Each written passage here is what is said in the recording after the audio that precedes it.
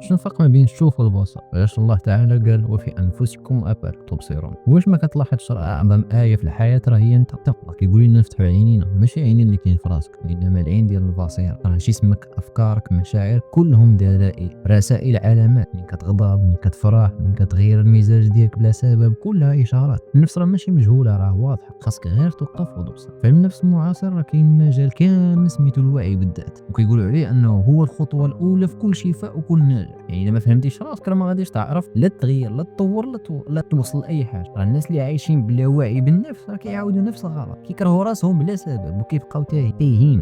اغلبيه الناس دابا اللي كيفشوا في التريدين شنو السبب ديالهم؟ والجمله اللي كيقولوا ان السوق ظالم، السوق قاسي، السوق ما فيهش منطق. ولكن الا جلس بصح مع راسه وبدا يفكر اش كيلقى الناس الحقيقه هو سوا طمع سوا خوف سوا قرار مع الناس سوا حاجه اللي الاساس ديالها شنو هو؟ مشاعر في الداخل ديالو ماشي في السوق. وآية وحده كافيه، وفي انفسكم افلا تبصرون. حتى قدام راه ماشي في الماتش راه كيتحرك بك ولا بك، اي حاجه بك ولا بك. حتى من الزاويه الدينيه قال ابن القيم من عرف نفسه عرف ربه، لانك ملي كتفهم النفس اللي لداخل ديالك كتفهم ضعفك احتياجاتك وكتولي اقرب الله. القران راه ماشي غير كتاب ديال العباده، راه هو كتاب ديال الوعي، كيهضر على الغضب، على الهوى، على الوساوس، باش يقربك من نفسك بعدا ومن الخالق ديالك. ما تبقاش كتقلب على برا في استراتيجيات فادي وفي ملهيات وفي شهوات. قلب الداخل ديالك. كل مره كتغلط، كل مره كتعصب، كل مره كتحزن بلا سبب، راه فرصه باش تقول وفي نفسي افلا ابصر. شفاء البدايه النور، ماشي بعيد، راه فيك الداخل. لكن خاصك تبصر، ماشي تشوف، تبصر. هذاك البصر هو الوعي. ولا بغيتي تبدا الطريقه هذه، طريق الوعي بالنفس، الفهم، الشفاء،